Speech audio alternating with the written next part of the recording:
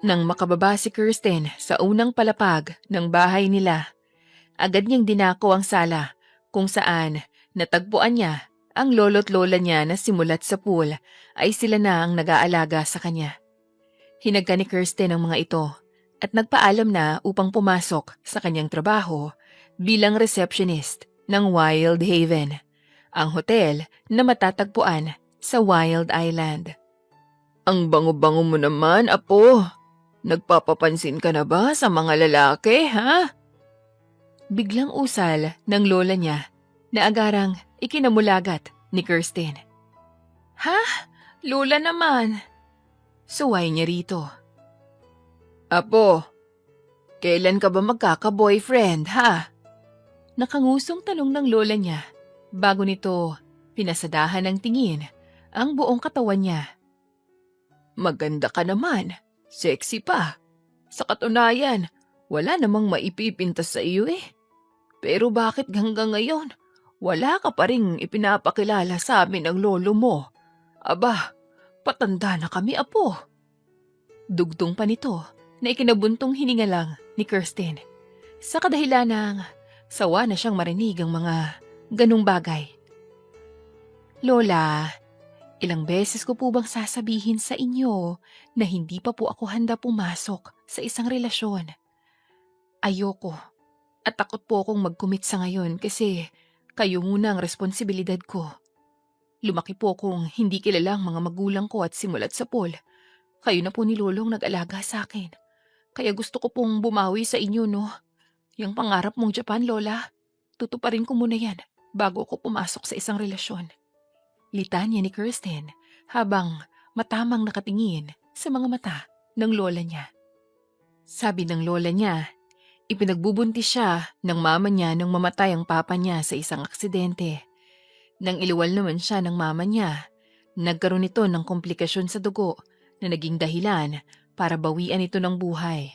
Kaya ngayon, ang lolo at lola niya ang kinikilala niyang mga magulang. Hay nako, Kirsten. Huwag mong intindihin niyang lola mo. Umalis ka na at baka malate ka pa. Maya-maya pa'y saad ng lolo niyang kanina pang abala sa pagbabasa ng dyaryo. Apo, kahit wag mo na kaming dalhin sa Japan, mag-asawa ka. Nagme-maintenance na kayo ni lolo, lola. Kailangan kong kumayod, no? Asawa? Nako. Saka na, kapag mayaman na puta. May naman kami ng lolo mo, apo. Kaya sige na, yun na lamang ang hiling ko sa iyo ang mag-asawa. Pangungulit pa ng lola niya na sunod-sunod na lamang ikinailing ni Kirsten. Hindi na niya nagawa pang umimik. Bagkus, nagpaalam na lang siya dahil nga baka malate pa siya sa trabaho. Kahit kailan talaga, napakakulit ng lola niya. Palagi siya nitong pinipilit na mag-asawa na kahit ang totoo ay ayaw pa ni Kirsten. Sa ngayon kasi, sila ang priority niya. Hindi ang makipagrelasyon. Madali namang makipagrelasyon pero ang buhay na kasama mo ang mga mahal mo, ang mga taong bumuhay sa'yo mula umpisa, ay hindi na niya maibabalik pa kung sakali mang dumating na ang panahong lubusang kinakatakutan ni Kirsten. Kaya't araw-araw sinusulit ni Kirsten ang mga panahong kasama ang lolo at lola niya. Nang makarating si Kirsten sa Wild Island, dumiretso agad siya sa Wild Haven at nagtungo agad sa front desk kung saan nakita niya ang isa sa mga katrabaho niya, si Valerie. Val, wala pa si Ilara? Tanong niya rito. Umiling si Valerie. Tumango naman si Kirsten. At sakto namang biglang dumating si Sergio Ferrer, ang may-ari ng Wild Island, ang boss nilang lahat. Good morning po, sir. Dadating ang kaibigan ko rito mamaya. Ang pangalan niya, Dean Tanner. Kaya sikasuhin niyo siya agad pagdating niya. Naintindihan mo ba ako? May pagkamasungit na sambit nito. Kiaga-aga, mainit na agad ang ulo.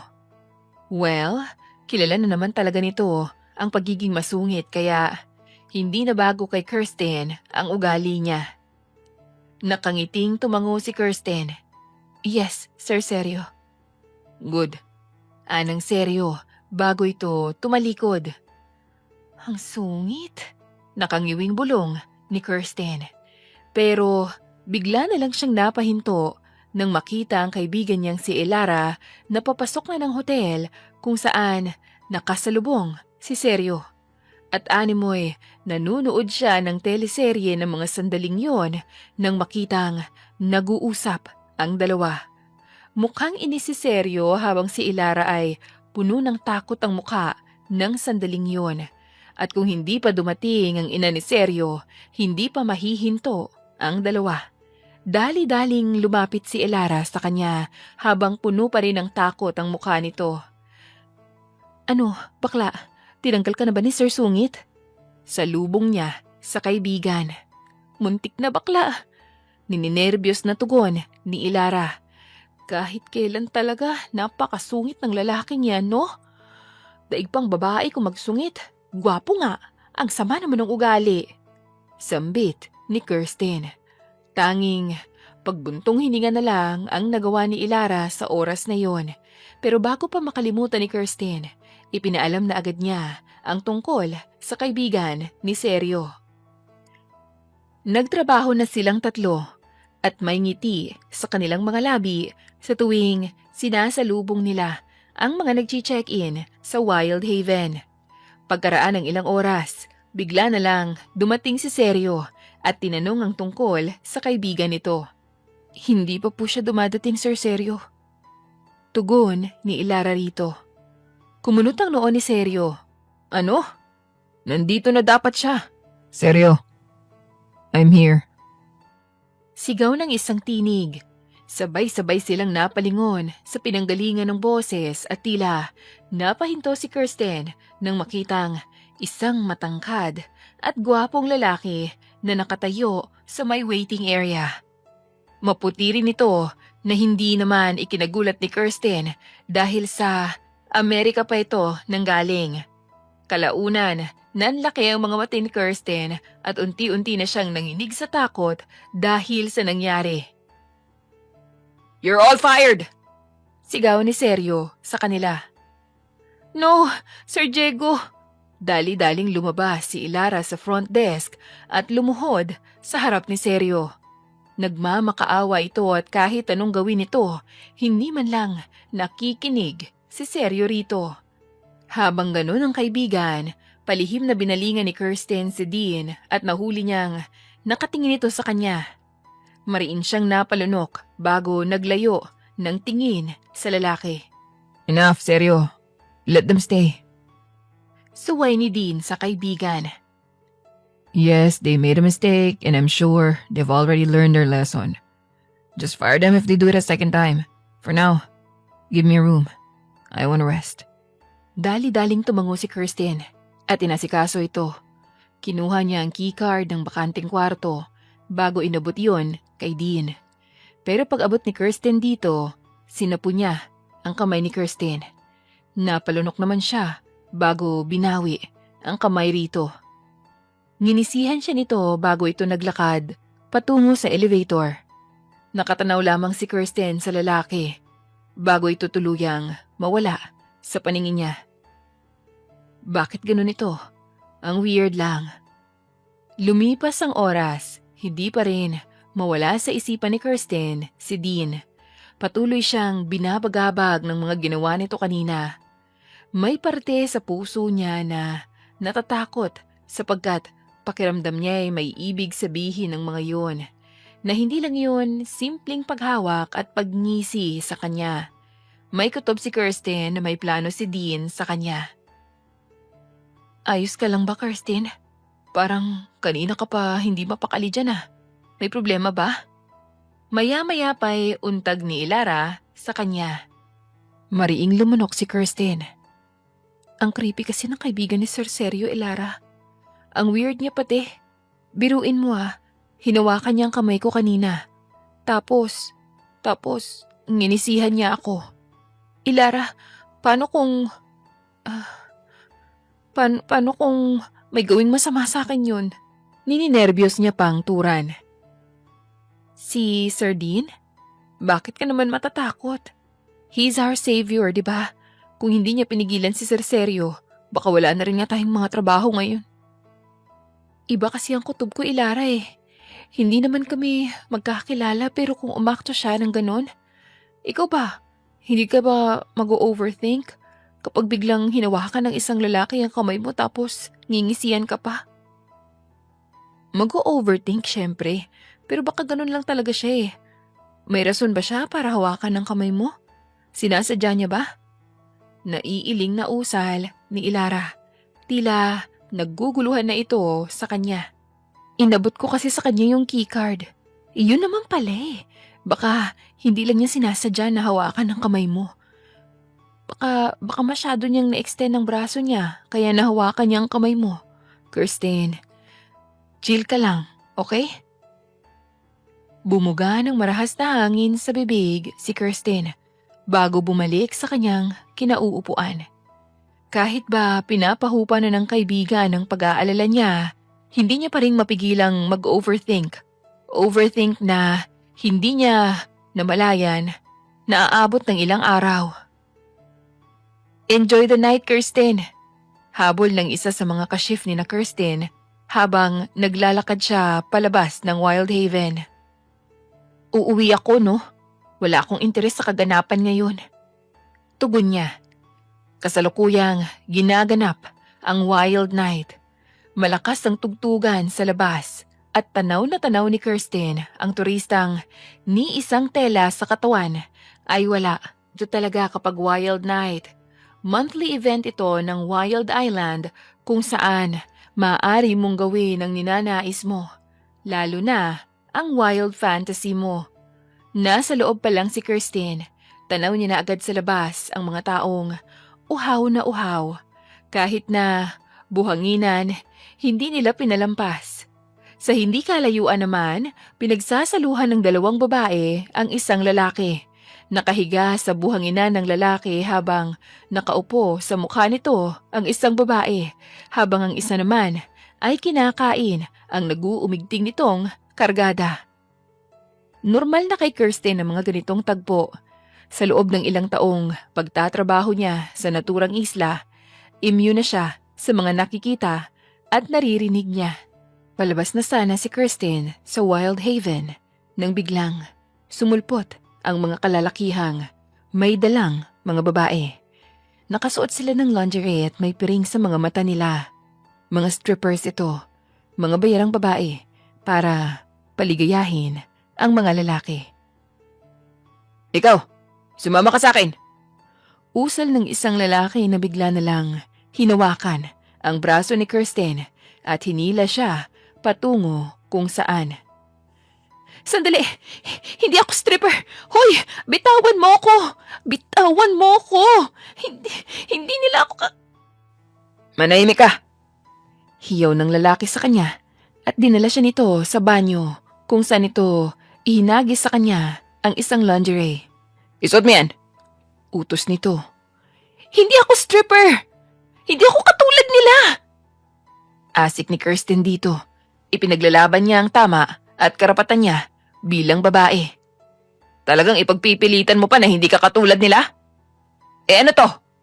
At hinarap ng lalaki sa kanya ang hawak nitong cellphone at nanlaki ang mga mata ni Kirsten nang makita ang larawan nilang tatlo, nina Ilara at Valerie. Paano nangyari yan? Hindi makapaniwalang tanong ni Kirsten dito. Ibinigay ito sa akin ni Sir Sergio. Kailangan ko kayong kunin bilang parusa. Kaya kung ako sa'yo, susuot ko na yan. Ha? Hindi nagkakamali ka. Hindi ako bayarang babae. Hindi ako pumayag dyan. Umiiling nalita niya ni Kirsten habang unti-unti nang namamasa ang kanyang mga mata. Pero hindi umimik ang lalaki. Imbes, tiningnan lang siya nito ng masama. Iba ang tingin nito. May pagbabantayon. Natakot si Kirsten kaya naman. Kahit labag sa loob niya, isinuot niya ang lingerie. Pagkatapos, piniringan siya ng lalaki at dinala kung saan napuno ng takot ang buong pagkatao ni Kirsten ng mga sandaling yon. Hindi siya makapaniwala na magagawa ito sa kanila ng boss nila. Ano kaya ang nangyari kina Ilara at Valerie? Kamusta sila ngayon? Hindi na alam ni Kirsten ang mga nangyayari. Pagkaraan ng ilang minuto, huminto sila sa paglalakad. Narinig niyang kumatok ang lalaking may hawak sa kanya bago bumukas ang pinto. "Ito na po, sir." Anito. "You may go." Malamig na sambit ng isang pamilyar na boses. Naramdaman na lang ni Kirsten ang paglayo ng lalaki sa kanya at maya-maya pa'y bigla na lang may humawak sa kamay niya at hinila na siya papasok sa loob. "Maawa po kayo. Nadamay lang po ko. Hindi po ako kasama sa kanila." Pagmamakaawa ni Kirsten dito. "Don't worry. You're safe in my hands." Sambit nito bago dahan-dahang inalis ang piring sa mga mata niya. At nang tuluyan na nitong maalis yun, halos mahulog ang mga mata ni Kirsten nang bumungad sa kanya ang nakangising kaibigan ng boss niya, si Dean Tanner. "Ikaw? Ikaw?" Hindi makapaniwala at gulat na usal ni Kirsten dito. "It's nice meeting you again, Kirsten Dimagiba. It's been a few days since I've seen you. How are you? Malambing na sambit nito. Bago nito tinanggal sa pagkakatali ang robang suot niya. "You look scared, Kirsten." Nito pa, bago tuluyang ibinaba ang roba, dahilan para makita niya ang hubad nitong katawan. Bukod doon, nakita rin ni Kirsten ang nag-uumigting at mamula-mula nitong kargada na ikinalunok niya ng sunod-sunod. "Kilala mo ko?" Hindi makapaniwala niyang tanong dito. "Yep. Why?" At dahan-dahan nitong lumapit sa kanya. Umatras naman si Kirsten. Paano? "Let's just say, I have your records. Your name, your birthday, your birthplace, even your age. Or you want me to name everything, Kirsten?"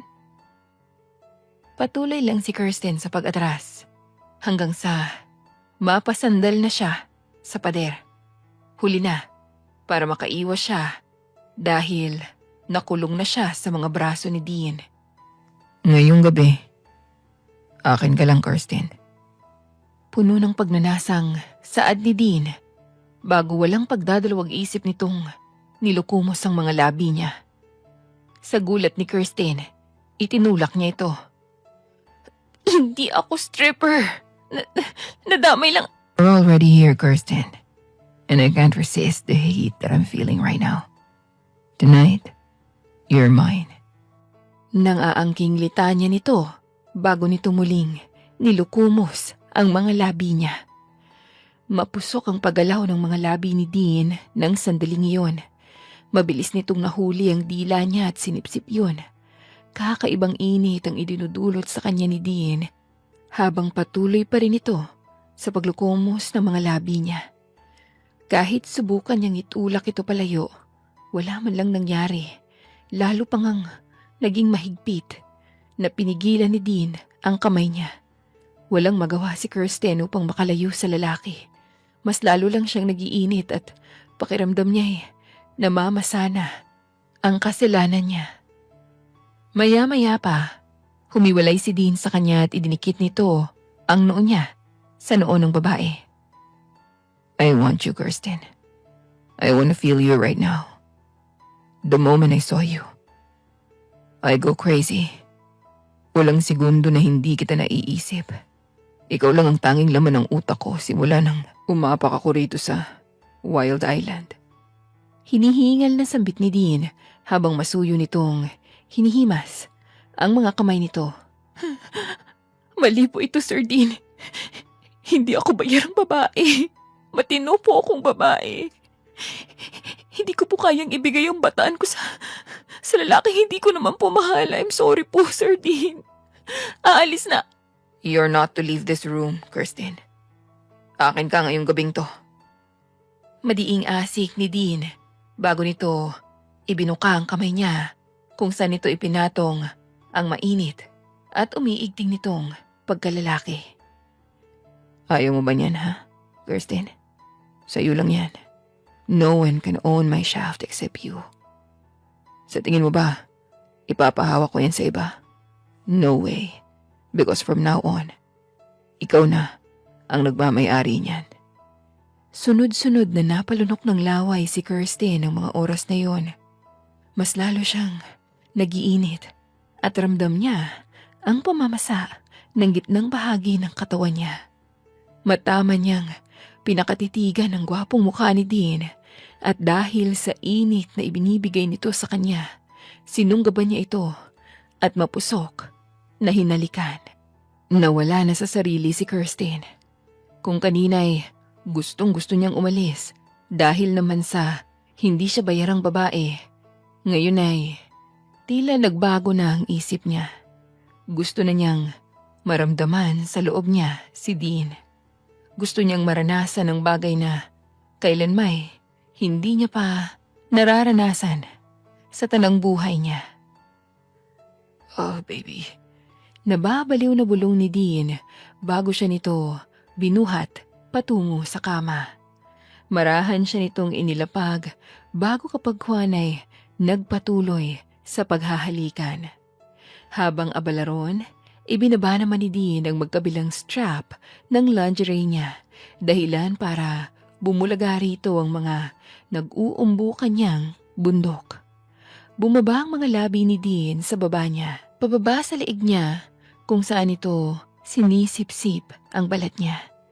Napaungol si Kirsten ng sandaling yun, lalo pat nararamdaman niya ang mainit na bibig ni Dean sa balat niya. Nagpatuloy sa pagbaba ang mga labi ni Dean hanggang sa marating nito ang kanyang kanang dibdib. Siniil nito ng halikang hinaharap niya bago yun sinubo at nagpaliyad sa kinahihigaan ni Kirsten. Habang abala si Dean sa pagkain ng kanan niyang bundok, nilamas naman niya nito ang kaliwa, kaya doble-dobling sarap ang nalalasap ng buong pagkatao ni Kirsten ngayon. Ito ang unang pagkakataon na naranasan at naramdaman niya ang ganitong klaseng sarap. Hindi maipinta ang mukha ni Kirsten nang walang humpay sa paglamutak ni Dean sa mga hinaharap niya. At halos segundo siyang napapaliyad, lalo pat paminsan-minsan kinakagat ni Dean ang titilya niya. Pinagsalita nito ang mga bundok niya kapag kuha na tuluyang ibinaba ni Dean ang lingerie niya hanggang sa paa niya. Kaya bumungad na rito ang pagkababae niyang kanina pa naglalawa dahil sa init na nararamdaman. Napakagat-labi si Dean nang ibuka nito ang mga hita niya. Shoot, baby. It's pinkish. What do you put in this to make it tasty as strawberry, huh? May ngising tanong nito bago sininghot ang perlas niya.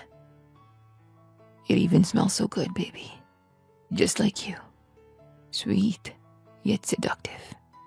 Dugtong pa nito. Feminine wash lang yan, sir. Dean, baby. I want you to call me Dean from now on. Okay? Parang batang tumango si Kirsten habang kagat ang ibabang labi.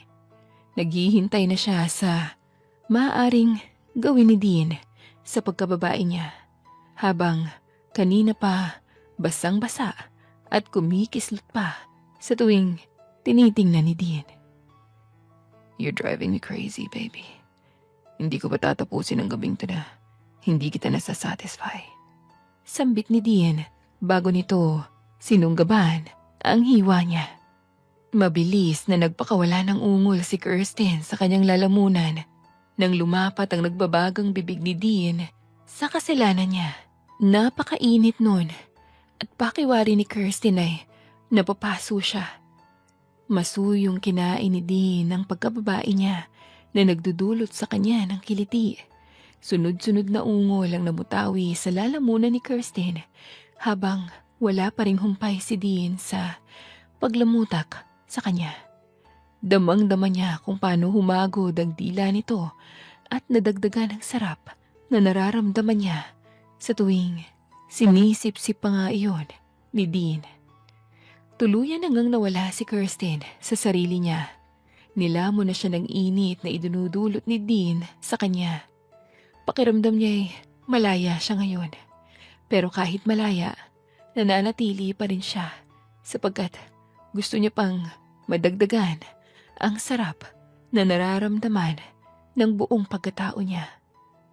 Mamaya-maya, umangat pabalik ang mga labi ni Dean sa mga labi niya at muli silang naghalikan. Habang abala, pinaglalaroan ni Dean ang pagkababae niya gamit ang kamay nito. Sigu-sigundong napapahalinghing si Kirsten sa bibig ni Dean, lalo pat marahan itong ipinasok ang isang daliri nito sa kalooban niya. Maya-maya pa, humiwalay ito sa kanya at hinalikan ang tungkil ng ilong niya. Virgin ka pa ba, Kirsten? Tanong ni Dean habang patuloy ito sa pagpasok ng daliri sa kanya. Oo, Dean. Oo, virgin pa ako. Animoy, nahihirapang tugon ni Kirsten habang dinadamdam ang kaunting kirot na dinudulot ni Dean sa kanya. So, that means ako ang makakauna sa'yo. Don't worry. I'll make this night memorable. For the meantime, relax. Okay? Tumango naman si Kirsten. Dahan-dahan lang Dean. I know, baby, I know. Sagot ni Dean sa kanya bago nito unti-unting inilabas-masok ang daliri sa kalooban niya. Nakagat na lamang ni Kirsten ang ibang labi niya habang pinapanood si Dean sa ginagawa nito. Masakit yun at hindi mapigilang mapadaing ni Kirsten, lalo pat dinadagdagan nito ng isa pang daliri ang naglalabas-masok sa kanya. Halo-halo ang nararamdaman ngayon ni Kirsten, hapdi at sarap.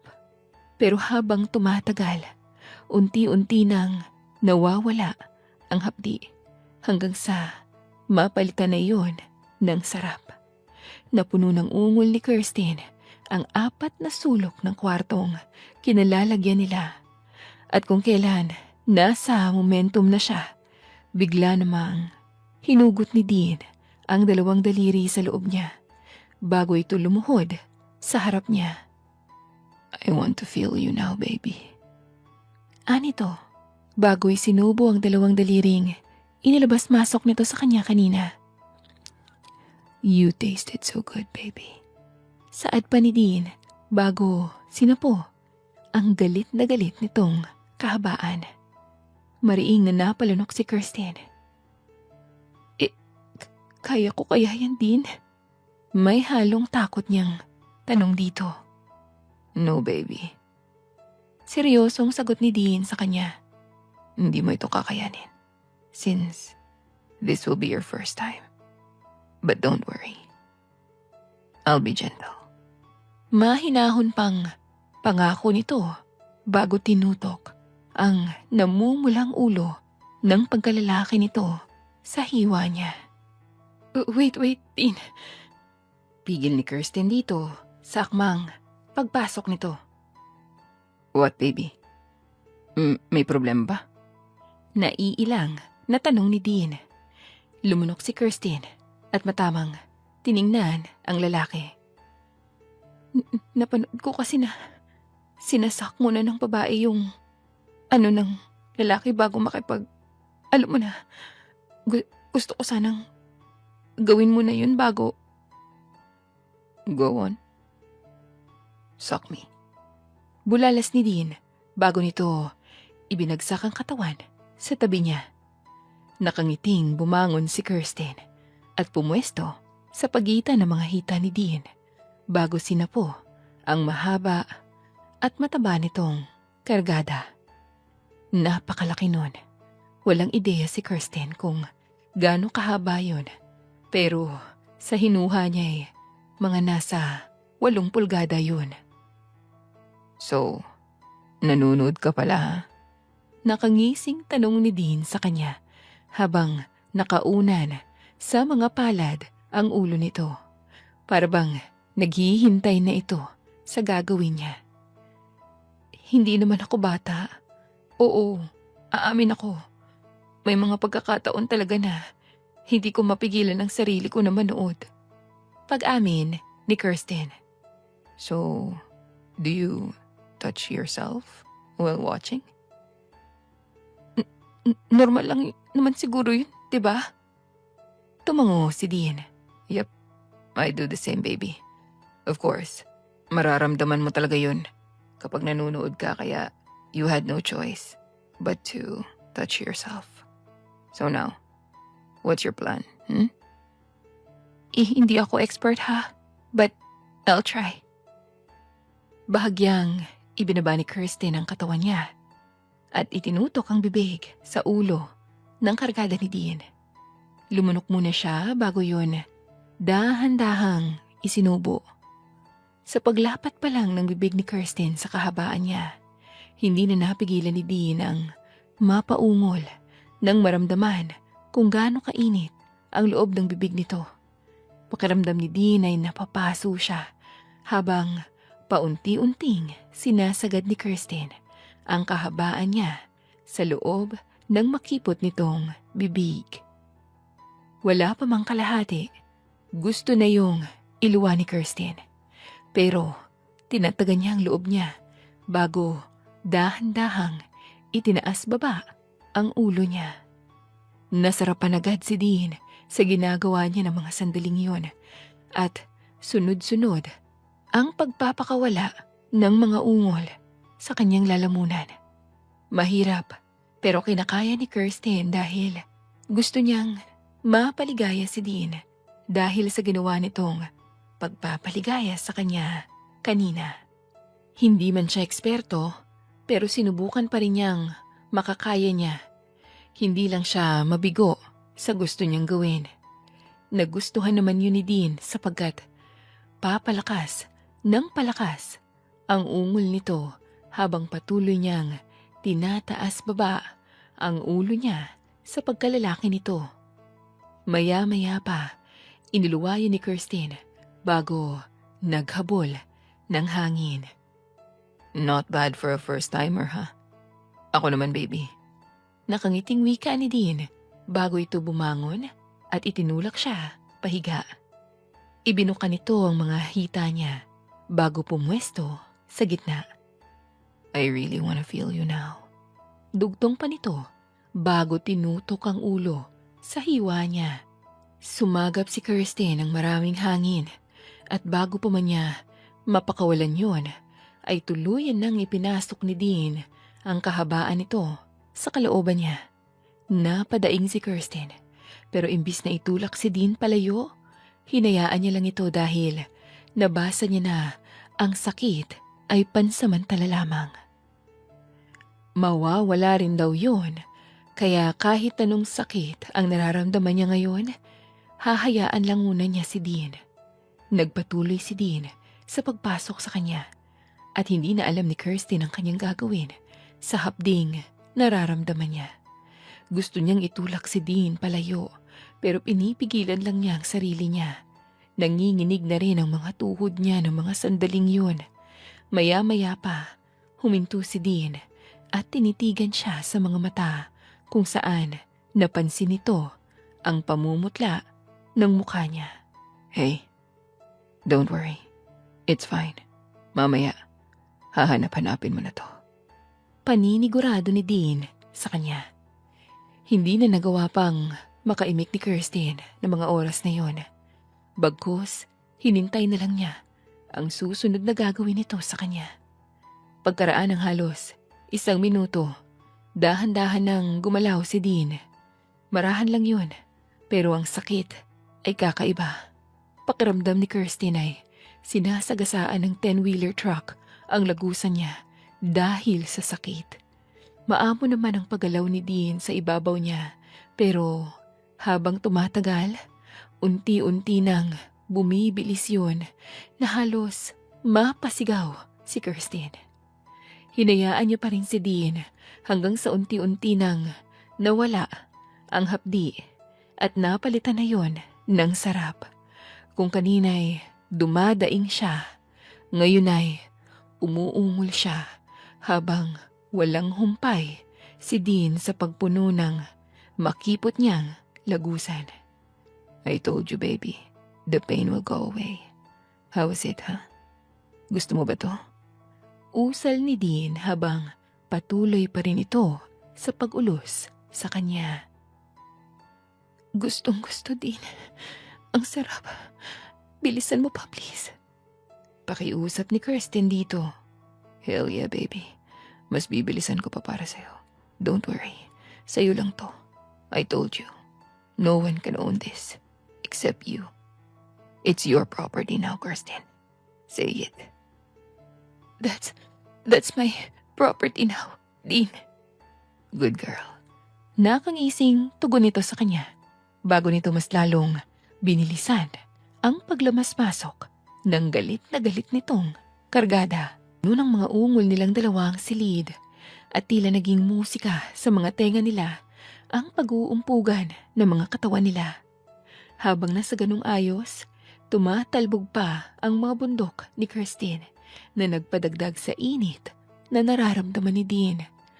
Pareho nilang hindi alintana kung may makarinig man sa kanilang dalawa ng sandaling yun, basta't ang hangad lang nila ay maabot ang rurok ng tagumpay. Hindi na nila namalayan ang oras. Hindi nagtagal, naramdaman na nilang malapit nang dumating ang inaasam nila. Mas lumalakas pa nga ang ungol nilang dalawa at halos tumagos na sa kabilang silid kung gaano kalakas ang pagtatama ng katawan nila. Maya-maya pa, isang mahabang sigaw ang namutawi sa lalamunan ni Dean at bago pa man sumabog ang katas nito sa loob ni Kirsten, mabilis nitong nahugot ang kahabaan nito at sumabog yun sa tiyan ni Kirsten. Pareho silang hinihingal ng mga sandaling yon. Walang lakas na ibinagsak ni Dean ang katawan niya sa tabi ni Kirsten bago siya nito siniil ng halik. Thank you, Kirsten. Huwag mo akong iwan. Stay here. Kalmadong pakiusap ni Dean bago siya nito yumakap. Sumang-ayon si Kirsten dito. Mag-ilinis lang muna ako. Come back, please. Babalik ako. Pangako. Tumango si Dean bago nito kinalas ang pagkakayakap sa katawan niya. Dali-dali namang tumayo si Kirsten at pag-apak niya sa sahig, nakaramdam agad siya ng sakit sa ibabang bahagi ng katawan niya. Ipinagsawalang bahala yun ni Kirsten bago dali-daling nagtungo sa banyo. Nang makapasok, lumapit siya sa salamin at pinakatitigan ng sariling refleksyon. Bumalik siya bigla sa realidad. Hindi niya inaasahan na magagawa niyang ibigay ang bataan niya sa isang lalaking hindi naman niya lubusang kilala. Pero anong magagawa niya? Kahit magmukmok siya, hindi na niya makukuha ang kinuha ni Dean sa kanya. Sunod-sunod na lamang siyang napailing bago pumailalim sa shower para linisin ang katawan niya. Habang rumaragas ang tubig pababa sa katawan niya, iniisip niyang maaring mangyari sa buhay niya matapos ang nangyari sa pagitan nilang dalawa ni Dean. Hindi pa man sumisilip ang haring araw, lumisan na si Kirsten. Sinunod naman niya ang hiling ni Dean. Nanatili pa siya sa tabi nito ng ilang oras at bago pa siya abutan ng liwanag, napagpasyahan na niyang umalis. Habang naglalakad sa lobby ng hotel, sising-sisi si Kirsten sa kanyang nagawa. Pinagsisisihan niya na hinayaan niyang kuhanin ng lalaking yun ang bataan niya. gusto rin naman niya ang nangyari. Kaya lang, para kay Kirsten, ay wala siyang karapatan na pagsisihan ng nangyari sa pagitan nilang dalawa ni Dean. Balak na yung kalimutan ni Kirsten. Yung nangyari sa kanilang dalawa ni Dean, ibabaunan niya sa pinakailalim ng lupa. At kung makakasalubong niya ito, magpapatay mali siya lang siya. Dala lang ng init ang nangyari sa kanilang dalawa kagabi. Yun lang yun, wala nang iba. Oh, Apo, bakit ngayon ka lang? Salubong agad ng lola niya nang makarating siya sa bahay nila. Mariing lumunok si Kirsten. Sa hotel po na po ako natulog, Lola. Wild night din po kasi kagabi. Maraming mga tao. Halos, hindi na po kami magkanda o gaga. Liligo lang po ako. Tapos, babalik na rin po ako. Pagsisinungaling niya. Oo, sige. Maligo ka na. Akin na iyang bag mo. Nakangiting tumango si Kirsten bago inabot ang bag niya sa lola niya. Kapag dumiretso na sa banyo at naligo. Kahit ngayon, si Dean at ang ginawa nilang dalawa ang laman pa rin ng isip niya. Sana naman ay hindi yun maging hadlang upang masira ang reputasyon niya. Sana ay kalimutan na lang din ni Dean ang nangyari sa kanilang dalawa kagabi. Nang matapos si Kirsten sa paliligo, dumiretso na siya sa silid niya at nagbihis.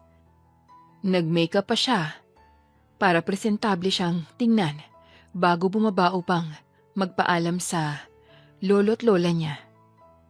Apo, ano ito? Bungad ng lola niya sa kanya habang may hawak itong kung ano. Napakunot noon niyang nilapitan ito at tiningnan ng hawak. At gano'n na lang ang panlalaki ng mga mata ni Kirsten nang makitang cheque iyon. 100,000 piso? Galing kay Dean Tanner? Sino iyon, Apo?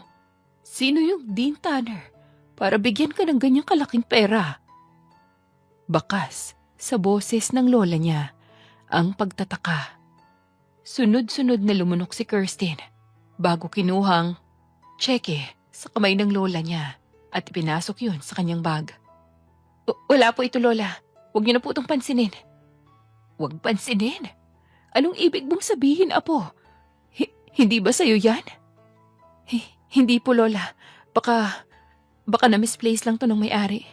Hindi ko rin po alam kung bakit to napunta sa bag ko pero ipagbibigay alam ko po sa hotel. Baka kasi nandun si Dean Tanner. Tumango ang lola niya. Sige, Apo. Mag-iingat ka, ha?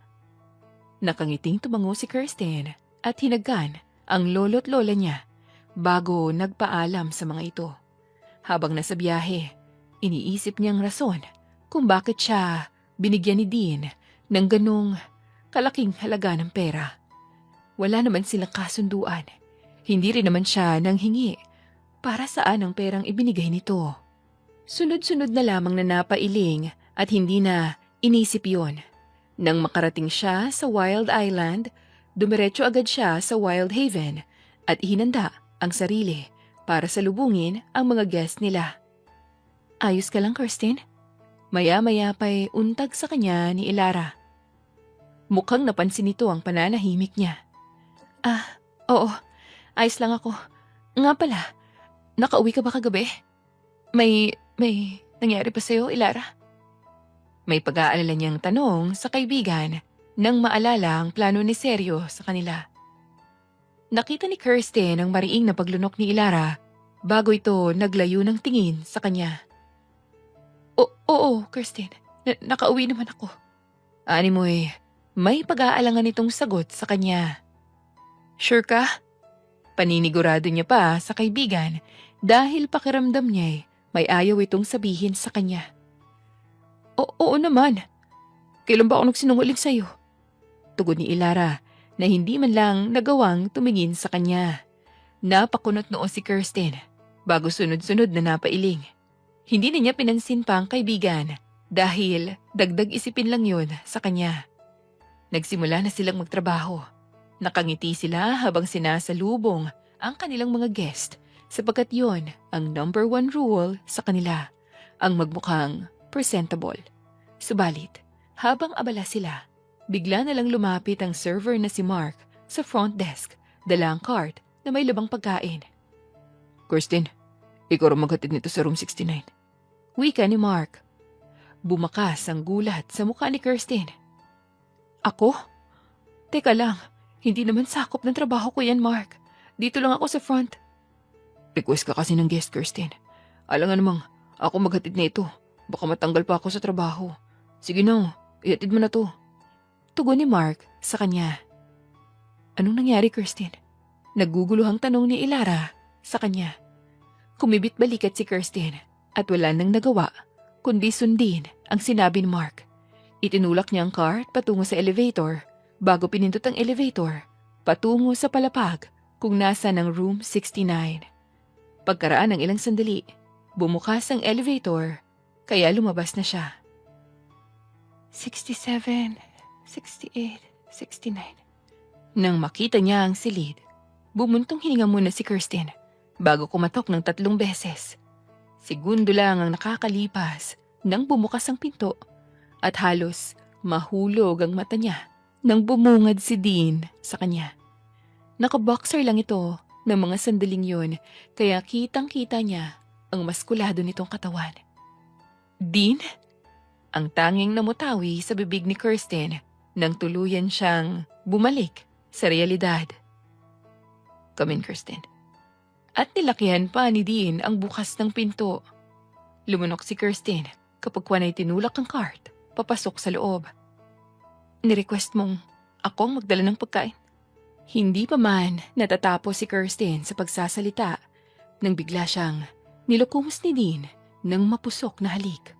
Bukod doon, hinimas din ito ang pangupo niya. Sa gulat nga niya, itinulak niya ito. Anong ginagawa mo, Dean? Why? May masama ba sa ginagawa ko? Gusto lang naman kitang makita eh.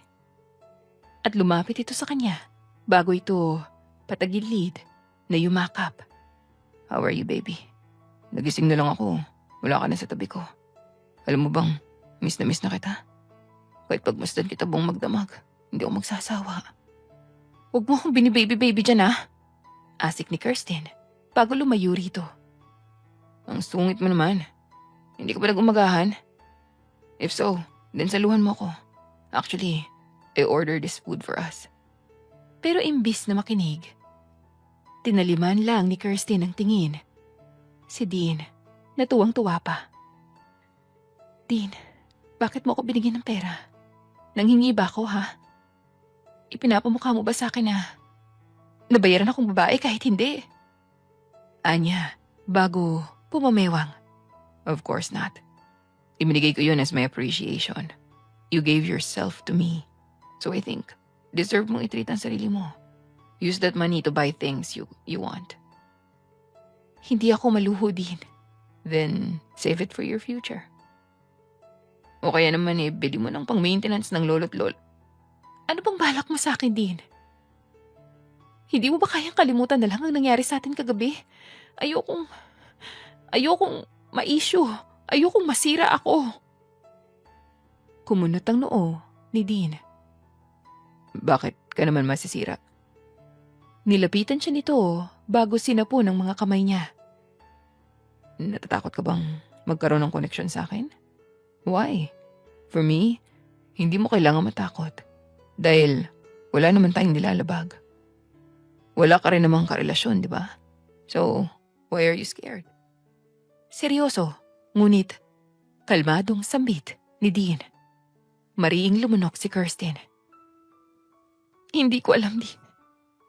It's fine. I understand. But don't worry. Kung ano mang iniisip mo sa akin, hindi ako ganon. I'm a good man. Okay? Mabuting tao. Na medyo bastos. Kumintat si Dean at bago pa man makapag-react si Kirsten, ay mabilis siya nitong binuhat at dinala sa kama. Umupo si Dean doon kaya naman nakaupo siya ngayon sa kandungan nito at hindi niya mapigilang maramdaman ang kargada nitong unti-unti nang nagigising. Dean, Shh, let me kiss you, baby. Bulong ni Dean bago siya nito sinunggaban ng mapusok. Animoy, uhaw, na halik. Nagparaya na si Kirsten. Hinayaan niya ito sa kadahilan ng gusto rin naman niya ang ginagawa nito. Mapusok silang naghalikan ng sandaling iyon habang ang mga palad ni Dean ay abala sa paghimas sa magkabilang hinaharap. Napahalinghing si Kirsten dahil sa ginagawa ni Dean at pakiramdam niya ay unti-unti nang namamasa ang hiyas niya dahil sa init na ibinibigay ni Dean sa kanya. Hindi na rin nagulat si Kirsten na may nangyari na naman sa kanila ni Dean sa ikalawang pagkakataon. Mabilis lang yon bago sila nagpaalam sa isa't isa. Tulak ang cart, bumalik si Kirsten sa unang palapag ng hotel at dinala niya muna sa kitchen ang cart na dala niya bago bumalik sa front desk na may ngiti sa kanyang labi. Hindi niya alam kung ano ang nangyari sa kanya ngayon. Pero isa lang ang sigurado niya. Masaya siya. Kung noon ay takot na takot siya at balak niya pang kalimutan si Dean. Pero hindi niya nagawa dahil sa ginawa nila kanina. Ipiniramdam nito sa kanya na hindi niya kailangang matakot. Nangako pa nga ito na poprotektahan siya nito. Kaya aminado si Kirsten sa sarili na malinis ang motibo ni Dean sa kanya. Hoy, Kirsten, bakit isang oras kang nawala? Ano, sinubuan mo pa yung guest? Sabay tawa ni Ilara. Isang oras? Ganun ako katagal nawala? Gulat niyang tanong sa kaibigan. Oo, Kirsten. At bakit nawawala yung ID mo? Bakit biglang nagbagong ayos ng buhok mo? At bakit ang kalat ng lipstick? Bumukas ang gulat sa mukha ni Ilara ng sandaling yun. Bago ito, dali-daling may kung anong kinalikot sa computer. Sino kayang nasa room 69? Usal ni Ilara na ikinanlaki ng mga mata ni Kirsten. Huli na para mapigilan niya ito dahil nang akmang pahihintuin niya ang kaibigan, tuluyan na nitong nalaman kung sino ang nasa room 69. Sa monitor, makikita ang buong pangalan ni Dean. Si Sir Dean? Umawang ang mga labi ni Ilara. Kirsten, don't tell me. Mahabang kwento, Ilara. Hindi ko alam kung paano ako magsisimula pero may nangyari sa amin ni Sir Dean kagabi at... What? Hiyaw ni Ilara, dahilan para mapatingin ang mga tao sa kanila. Hinayaan mong galawin ka ng lalaking yun. Kirsten, gaano mo ba siya kilala ha? Kararating lang niya rito sa Wild Island tapos bumuka ka na agad sa... Mali ba yun, Ilara? Ha? Putol niya sa kaibigan. Umiling ito. Hindi naman, Kirsten. Iniisip lang naman kita. Matatanggap ko pa sana yan kung maski ako ay kilala si Sir Dean pero hindi. Galing pa siya sa Amerika, di ba? Kakarating lang niya rito. Tapos nagpabembang ka na agad sa... Mabait si Dean, Ilara. Malinis ang motibo niya sa akin. Bumuntong hininga si Ilara. Sigurado ka ba dyan, Kirsten? Alam mo, natatakot ako para sa'yo. Paano kung pagkababae mo lang ang habol niya? Paano kung mabuntis ka tapos bigla siyang mawala? Bakas sa boses ni Ilara ang matinding pag-aalala habang matabang nakatingin sa mga mata niya. Hindi ako mabubuntis. Isa pa, nangako siya sa akin na hindi siya gagalaw ng ibang babae bukod sa akin, Ilara. At first time din ang reaksyon ko. Pero habang tumatagal, unti-unting nag-iibang pananaw ko sa kanya eh. Umiling si Ilara. Sigurado ka ba dyan sa sinasabi mo, ha? Sigurado ka bang nagsasabi siya ng totoo? At ang tanong, mahal ka ba niya? Tumango si Kirsten kapag ay kumibit balikat. Hindi ko alam. Tugon niya. Mahal mo siya? Lumunok si Kirsten. Hindi ko rin alam. Tapos nagpabembang ka agad. Diyos ko na. Sana naman ang desisyon mo, Kirsten. Bilang kaibigan mo, concern lang ako sa'yo Kung may problema, magsabi ka lang sa akin. Okay? Tanging tangulang ang naisagot ni Kirsten sa kaibigan. Hindi na niya nagawa pang umimik sapagkat alam niyang may punto si Ilara. Mukhang pangahawakan naman ni Dean ang pangako nito sa kanya. Alam niyang hindi siya nito lolokohin. Lumipas ang maraming araw, naging madalas na ang pagkikita nilang dalawa ni Dean. Minsan, halos siya na ang mag-deliver ng pagkain sa kwarto nito at hindi nito sinasayang ang pagkakataon na magkasama silang dalawa. Palaging may nangyayari sa kanila kaya alam ni Kirsten na totoo si Dean, na hindi siya nito magagawang lokohin. Mas napalapit na rin ang loob niya rito at tuluyan nang nawala ang takot at pangambang nararamdaman niya. Nagkamali siya ng iniisip nung una niyang masilayan si Dean. Hindi pala ito weirdo. Sadyang ganito lang ito at wala itong ibang gusto kundi ang maramdaman siya. At wala naman siyang ibang magawa kundi ibigay ang kagustuhan nito sapagkat gusto rin naman yun ni Kirsten. Don't worry, ako na magsasabi kay Seryo. Hindi kanya tatanggalin sa trabaho. Kapag ginawa niya yan, ako makakalaban niya. Nakangiting usal ni Dean kapag wanay hubot-hubad itong umupo sa tabi niya. Kasalukuyan silang nasa overwater bungalow. Nakaupo si Kirsten sa may hagdan habang nakatanaw sa napakagandang tanawin sa harap nila. Asul na asul ang karagatan at malakas pang hangin. Napakagaan ng pakiramdam ni Kirsten, lalo pat nasa tabi niya si Dean. Ibig sabihin, alam na niya na may nangyayari sa ating dalawa. Yung nangyayari, of course not. Ang alam niya lang, nililigawan pa kita. Sabay kindat ni Dean na ikinapula ng magkabilang pisngi ni Kirsten. Nililigawan mo ba ako? Nakanguso niyang tanong kay Dean. It's already 2025, baby. Uso pa bang ligaw? Kapag ba sinabi kong mahal kita, tayo na agad? Hindi ko alam. Mahal kita, Kirsten. Di ba obvious, ha? Since day one, mahal na kita. Ako ba? Mahal mo? Pakiramdam ni Kirsten ay naparalisado siya ng sandaling yun dahil sa narinig kay Dean. Pinakatitigan niya ito sa mga mata bago nagbaba ng tingin. Hindi ko alam, Dean. Hindi pa ako siguro nakakapag-adjust. Nabanggit ko naman na sa'yo, di ba? Na first time lang mangyari sa akin to. Pero masaya ako kasi mahal mo ko. Ngumiti naman si Dean. It's fine, baby. Ganoon naman ang buhay eh. I know darating din ang araw na matututuan mo akong mahalin. Sa ngayon, mas mabuti kung kilalin mo natin yung isa't isa, no? Salamat sa pag-iintindi, Dean.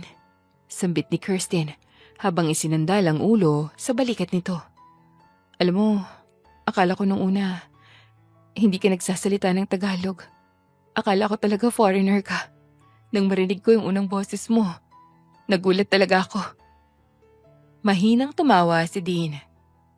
Just because galing ako sa Amerika, foreigner na agad? Well, kind of. Dito ako pinanganak sa Pilipinas. Dito rin ako lumaki. But when I turned 20, napilitan akong tumira sa Amerika dahil may business kasi doon ng daddy ko. Ako namamahala nun. But now, I decided to come back here in the Philippines. COO naman ako ng kumpanya ni Dad sa Maynila kaya worth it din naman ang pagbabalik ko. Napatango si Kirsten. Kaya pala, bungakala ko kasi sa Amerika ka pinanganak at lumaki. Naisip mo ba yan? Kasi malaki yung ano ko. May halong pang-aasar na tanong ni Dean. Humiwalay siya rito bago mahinang hinampas ang balikat nito. Alam mo din, bastos ka talaga. Natatawang umiling si Dean. Sa'yo lang naman ako bastos, baby. Sigurado ko bang hindi ka gawa sa strawberry? Kumunot ang noo ni Kirsten. Bakit? Paano mo nasabi? Ngumisi si Dean. Kasi tuwing nakikita kita, I'm always craving you. I love strawberries, by the way. Bakit? Mukha ba akong strawberry? Natatawang tanong ni Kirsten. Kagatlabing hinapit ni Dean ang katawan niya. Palapit dito kaya naglapit ang mukha nila. In my eyes, yes. Bukod dyan, amoy strawberry ka rin. Kaya hindi ako magsasawa na makita at maamoy ka, baby. Animoy nahihirapang anas ni Dean bago nito sinunggaban ang mga labi niya. Tumugon si Kirsten sa mapusok na halik ni Dean sa kanya at makalipas ang halos 1 minuto, humiwalay ito sa kanya. Ang tagal na nating magkasama. Wala man lang tayong photo. Wait here. I'll be back. Natatawa na lang na napailing si Kirsten ng sandaling yon at hinintay ang pagbalik ni Dean. Pagbalik nito, dala na nito ang cellphone niya. Bumalik ito sa pwesto nito kanina at bahagya nitong ibinaba ang katawan. Come here, baby. Let's take a photo. Walang ibig na sumunod si Kirsten dito. Yumakap siya rito subalit laking gulat niya nang iposisyon nito ang cellphone nito sa harap ng galit na galit nitong pagkalalaki. Hoy, anong ginagawa mo din? Nagtataka niyang tanong. Let my shaft capture this beautiful moment. Pagkatapos, biglang kumislot ang kargada ni Dean at natamaan ng ulo nun ang shutter button. Gustong matawa ni Kirsten pero hinayaan na lang niya ang kabaliwan ni Dean hanggang sa matapos ang tagpong yun. Kung kanina'y masaya silang kumukuha ng litrato, ngayon naman ay nasa ibabaw sila ng kama kung saan napuno na naman ng ungol nila ang bungalow na kinalalagyan nila. Nakahiga si Kirsten sa kama habang si Dean naman ay walang humpay na umuulos sa ibabaw niya. Nakayakap siya rito at hindi alintana kay Dean kung nakakalmot na niya ang likod nito. Damang-dama ni Kirsten kung paano maglabas-masok ang kahabaan ni Dean sa kanyang loob. Pawang mga ungol na lang nilang dalawa ang maririnig sa oras na iyon at wala silang pakialam kung may makarinig man sa kanilang iba. Nang matapos sa mainit na pag-iisa, hubot-hubad silang bumalik sa may hagdan at tumingala sa ngayoy madilim ng kalangitan na punong-puno rin ng bituin. Patagilid na nakayakap si Kirsten kay Dean habang nakasandal ang ulo niya sa matigas nitong dibdib. Kahit na ilaan mong buong buhay mo, hindi mo pa rin mabibilang ang mga bituin sa kalangitan. Sabi nga nila, bilyon-bilyon sila. But does anyone know the exact number of them? None. Litanya ni Dean habang nakayakap ang isang braso sa kanya. Ang pagmamahal ko sa iyo, parang mga bituin lang, Kirsten. You may be one, but the amount of love I have for you is beyond the stars above us.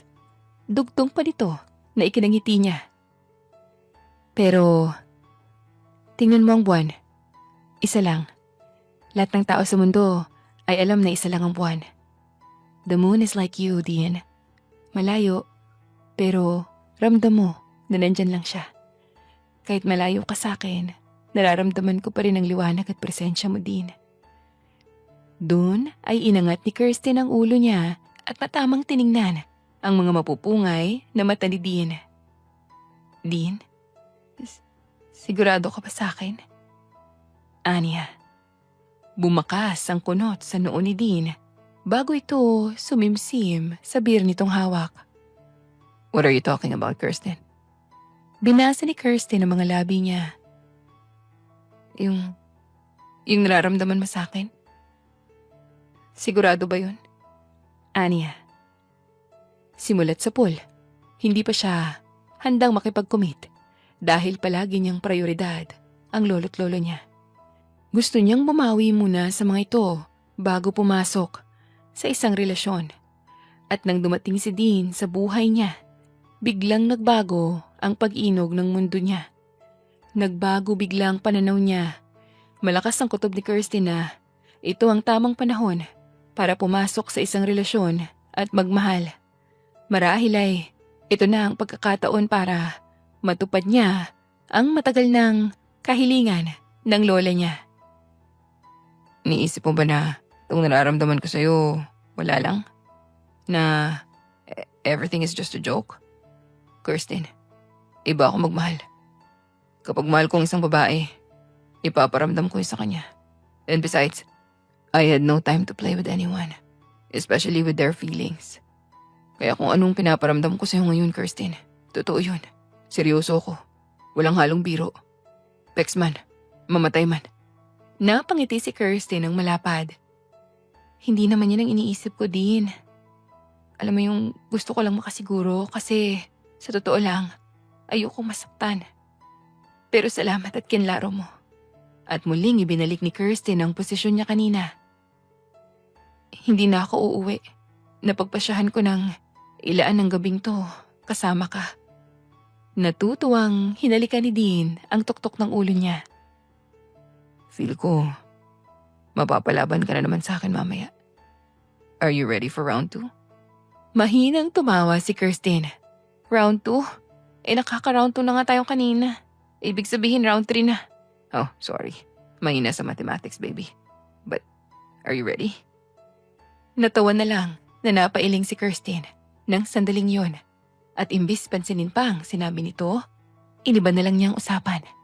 Pinag-usapan nila ang tungkol sa kanilang pamilya.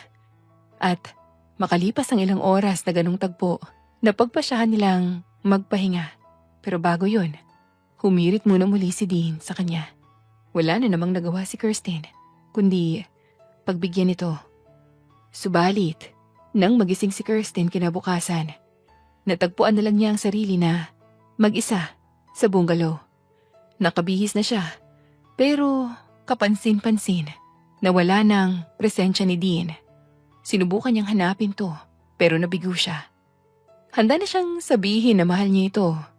Nang magising siya, napagtanto ni Kirsten na mahal na talaga niya si Dean. Pero ngayong handa na siyang magtapat ng nararamdaman niya rito, bakit bigla naman itong naglaho na parang bula? Sising-sisi tuloy si Kirsten. Iniisip niya na sana'y sinabi na niya kay Dean na mahal niya ito kahit hindi pa siya sigurado. Sir, seryo?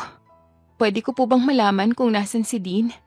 Salubong ni Kirsten sa boss nila nang makita niyang papasok ito sa Wild Haven. Hindi ba niya sinabi sa'yo? Kumunot ang noo ni Kirsten. Ang alin po, sir? Ikakasal na si Dean. Po?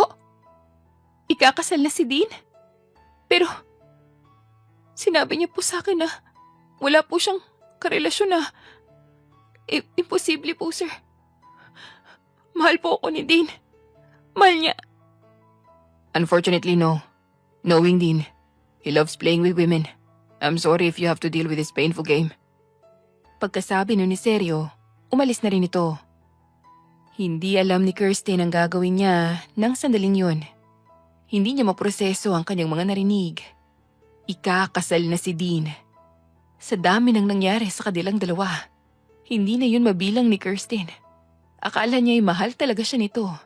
But it turned out na niloloko lang pala siya. Napakasakit ng nararamdaman ni Kirsten ngayon. Hindi siya makapaniwala. Iniisip niya na panaginip lang ang lahat at gusto niyang magising na sa bangungot. Nagtiwala siya kay Dean. Isinuko niya rito ang bataan.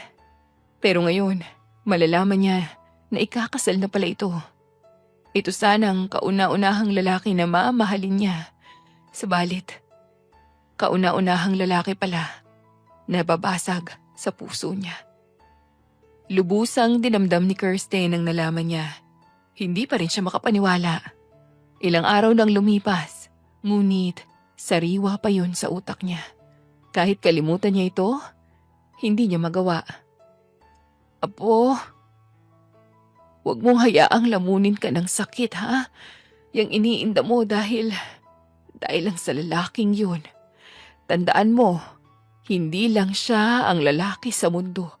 Napakaraming lalaki na pwedeng pagpilian. Hindi siya kawalan.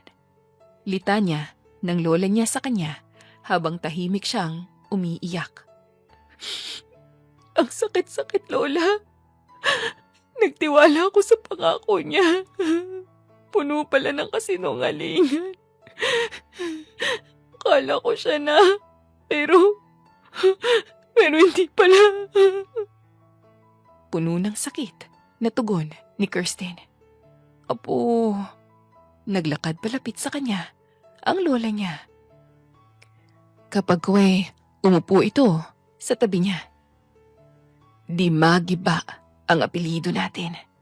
Kaya kahit anong mangyari, walang makakatibag sa atin. Tandaan mo yan, apo. Kailanmay hindi ka maaaring matibag ng kung sinong lalaki lang.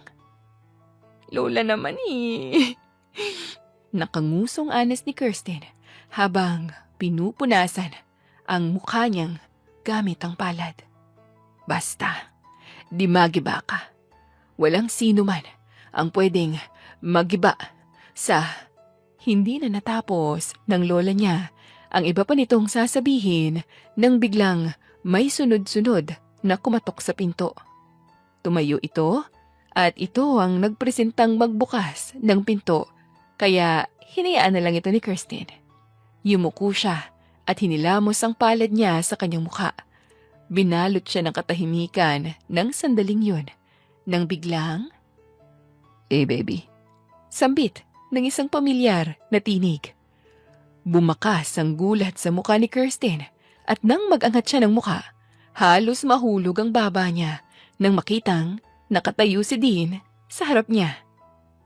Muling na malisbis ang luha sa mga mata ni Kirsten kapag mabilis na tumayo. Tsaka inisang hakbang ang kinatatayuan ni Dean at walang ano-ano niyakap ito ng mahigpit. Yakap na ayaw na niyang pakawalan pa ito. "I'm sorry baby," wika ni Dean habang yakap nito ang ulo niya. "I'm sorry kung umalis ako nung hindi ako nagpapaalam sa'yo. Naiintindihan kong galit ka sa akin ngayon. I'm really sorry baby. Sana'y mapatawad mo pa ako after what I did." Anito pa. Lumuluhang humiwalay si Kirsten kay Dean. "Dean, hindi ko alam kung anong gagawin ko nung magising ako na wala ka na sa tabi ko. Akala ko babalik ka. Akala ko di mo ako iiwan. Nangako ka sa akin, diba? Sa kabila ng mga nangyari sa ating dalawa. Hindi mo man lang nasabi sa akin ang totoo. Dean, bakit may nilihim sa akin na ikakasal ka na pala, ha? Bakit? Bakit ginamit mo ako? Mahal mo ba talaga ako?" Puno ng sakit, natura ni Kirsten habang matamang nakatingin sa mga mata ni Dean. "I'm really sorry baby. I'm really sorry for keeping this from you. Ayaw kitang masaktan. Oo, mahal talaga kita. Itong nararamdaman ko seryoso to. Hindi to kalokohan o kung ano man. And yes, you're right. Ikakasal na nga ako. It's an arranged marriage pero Kirsten, ikaw lang ang tanging tinitibok ng puso ko. Ikaw lang ang tanging gusto ko." Umiling si Kirsten. "Pero, ikakasal ka na din. Kahit ako ang gusto mo, kung arranged marriage yan, wala kang magaga." "Yes, meron." Putol ni Dean sa kanya. "Ikaw ang pinipili ko kaysa sa babaeng pakakasalan ko. Hindi ko kayang pakasalan ng babaeng hindi ko naman mahal, Kirsten. Ikaw lang ang babaeng pakakasalan ko. Hindi mo na kailangan mag-alala dahil nandito na ako. At pangako ko, hindi na ako alis. Hindi na kita iiwan." Pagkatapos, isang mahigpit na yakap ang iginawad ni Dean sa kanya. Emosyonal na napapikit si Kirsten nang sandaling yun dahil sa tuwang nararamdaman niya. Akala niya habang buhay niyang dadamdamin ang sakit. Subalit, nagkamali siya. Sa huli, siya pa rin ang pinili ni Dean. Maya-maya pa, humiwalay si Kirsten dito bago pinunasan ang kanyang mukha gamit ang palad. "Mahal na rin kita, Dean. Nang magising ako nung umagang yun, napagtanto ko na iniibig na rin kita. Ikaw ang hinahanap-hanap nitong puso ko. I love you, Dean. I can't live without you." Malapad nang umiti si Dean. Sinapo ang pisngi niya. "Thank you, baby. I love you too." At isang matamis na halik ang iginawad nito sa kanya. Saksi ang lola niya kung paano nila ipiniramdam ang pagmamahal nila sa isa't isa. Tuwang-tuwa din ito dahil sa wakas, Natupad na ang matagal nitong kahilingan. Pero bago pa man matapos ang tagpong yun, sinigurado muna ng lola niya na mahal talaga siya ni Dean. At ipinangako ni Dean dito na mamahalin siya nito kahit sa huling hininga nila. Natatakot ako, Dean. Hey, baby. Don't. Stay calm, okay? Pagpapakalma sa kanya ni Dean, lulan sila ng kotse at minamaneho yun ni Dean patungo sa bahay ng pamilya nito. Pero personal siya nitong ipapakilala. Natatakot si Kirsten dahil baka kung anong marinig niya sa pamilya ng lalaking mahal niya, lalo pat sinuway nito ang kagustuhan nila. Dean, sigurado ka ba na ipapakilala mo ko sa kanila? Yes, baby. Para matapos ng lahat ng to. Gusto kong sabihin sa kanila na ikaw ang mahal ko at wala nang iba. Kirsten, I will fight for you. Ipaglalaban kong pagmamahal ko sa'yo, okay? Bulalas ni Dean bago nito sinapo ang kamay niya. Kagatlabing tumango si Kirsten at hindi na umimik pa. Makalipas ang ilang minuto, nakarating na rin sila sa destinasyon. Mahigpit na nakahawak si Kirsten sa kamay ni Dean habang naglalakad sila papasok sa loob ng malaking bahay. Nininerbyo siya pero nanatili siyang kalmado. At nang makapasok sila sa bahay, bumungad ang mga magulang ni Dean sa kanila. Mom, Dad, this is Kirsten. Pakilala ni Dean sa kanya. At siya ang babaeng mahal ko. Ang babaeng pakakasalan ko. You can't stop me now. When it comes to that matter, alam kong alam nyo na dapat ako ang magdedesisyon, hindi kayo. Dagdag pa nito. What were you thinking? That we're mad at you? Sabi ng mommy ni Dean. Dean, hindi kami galit ng daddy mo sa'yo. Tama ka. Ikaw ang dapat magdesisyon yan. Kung sino ang gusto mong pakasalan. I'm actually happy. Dahil after so many years, ngayon lang kita nakitang masaya. Sambit pa nito. Ngumiti si Dean. Dad? Marahas na nagpakawala ng hangin sa bibig ang ama nito bago pumamulsa. Nang malaman ni Benjamin ang ginawa mo, kaagad niyang pinutol ang koneksyon ng kumpanya natin. Isa siya sa napakalaking business partner ko din. Nalagasan ako ng isa dahil sa'yo. Pero di naman kita masisisi. Tama ka nga naman. Bakit ka magpapakasal sa taong di mo naman mahal, di ba? I'm not mad at your decision, son. But I can't accept how you almost ruined my company. Bilang parusa, napagpasyahan kong alisin ka bilang COO. And if you still want to work with me, you can be a janitor. Or pwede ka naman bumalik sa Amerika at tulungan mong kapatid mo. Suportado ko kayo. But that's life, right? Matapos nun, tumalikod na ito bago nagmarcha palayo. It's nice meeting you, Kirsten. Lumapit ang mommy ni Dean sa kanya at nakangiti ito bago siya niyakap. You're always welcome here, okay? You're part of this family. Nakangiti lamang itong tumango. Nang sandaling yon, nag-usap pa sila hanggang magpaalam na rin silang dalawa. Sa biyahe, tahimik lang si Dean. Kasalanan ko kung bakit nangyari to, Dean. Why are you blaming yourself, huh? When in fact, it's my decision. Baby, nawala mo ng kumpanya. But remember, there's always a second plan. Maybe, ito ng oras para tanggapin kong alok na seryo sa akin. Gusto niyang maging partner ako sa pamamahala ng Wild Island. And I decided to build a family with you in Wild Island. Litanya ni Dean bago nito inabot ang kamay niya na masuyo yung hinimas. Napangiti na lamang si Kirsten ng oras na yon. Masaya siya sapagkat gumawa talaga si Dean ng paraan para magsama sila. Hindi siya nagkamali na minahal niya si Dean. May mga bagay mang hindi maganda sa mga nangyari, pero heto sila, masayang magkasama bilang magnobyo at nobya. Para kay Kirsten, si Dean na talaga ang nakalaan sa kanya. At hindi niya sasayangin ang mga sandaling kasama ito. So, how can you explain it, huh? Seryo?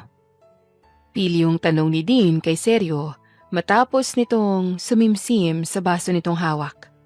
Kasalukuyan silang nasa bar ng oras na yon habang tumutugtog ang musika sa background.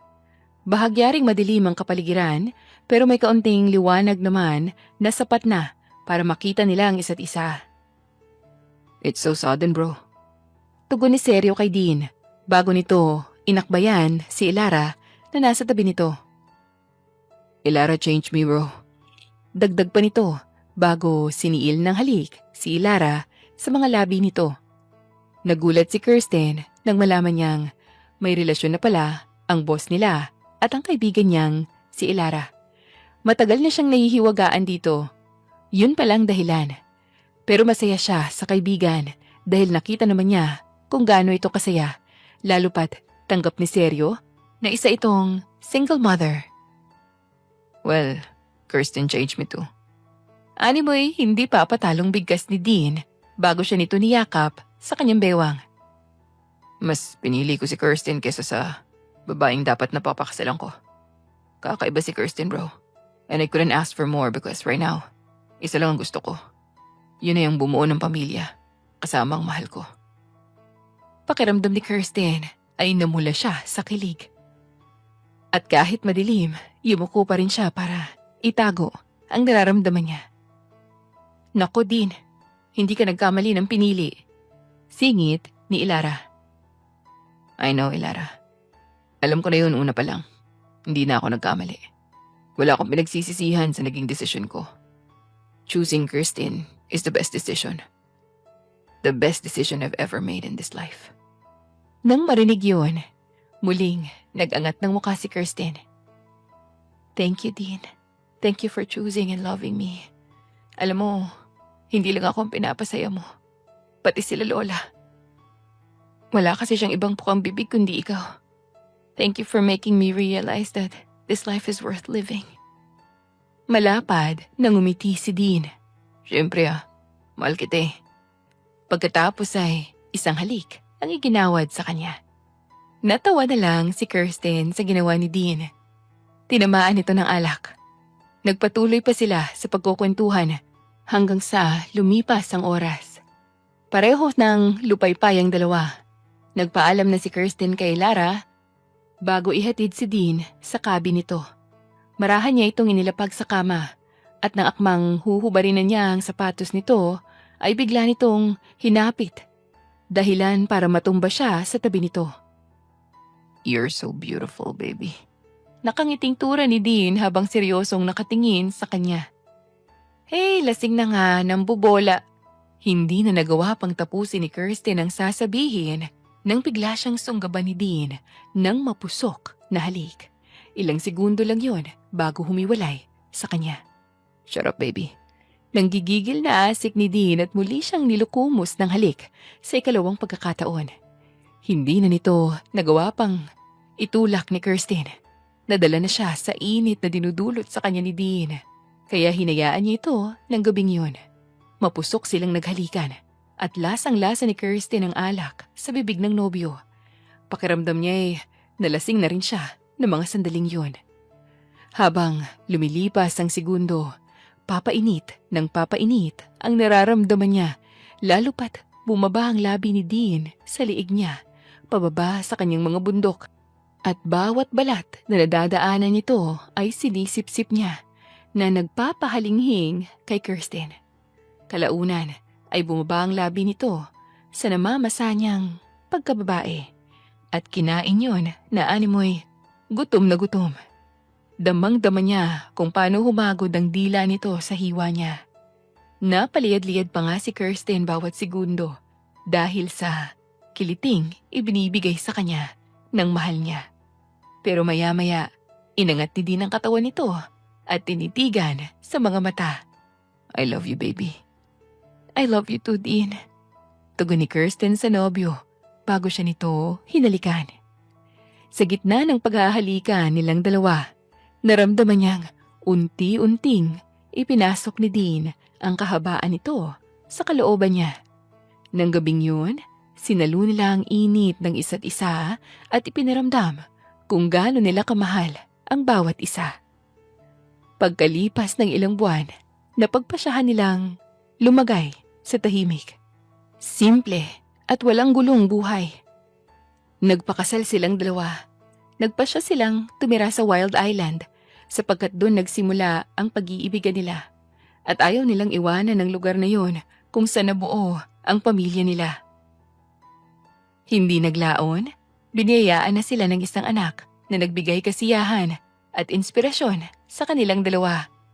Napagtanto ni Kirsten at Dean ang kahalagahan ng buhay nang dumating sa kanila si Amari, ang anak nila.